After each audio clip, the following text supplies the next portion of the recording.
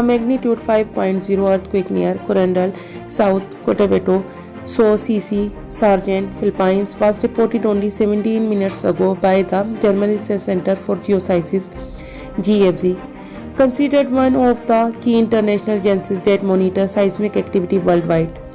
The earthquake occurred at a shallow depth of 10 km beneath the epicenter late at night on Friday, 11 February 2022 at 10:25 p.m. local time.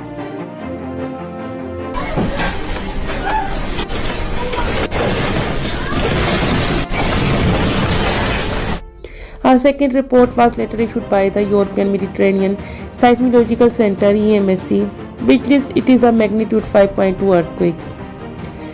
Based on the seismic data, the quake should have been widely felt by almost everyone in the area of the epicenter.